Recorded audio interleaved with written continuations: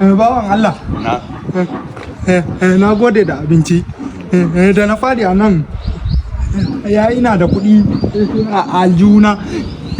yanzu na taba ban ji ba ai wannan ina yake wannan abincin da ka ci da kuɗin jikinka ne sayo maka ci na shiga uku dubi mumu kin sai dai wai ya ka dauka kuɗi na ne bare mumu man taimako kai bawan Allah ka daina wannan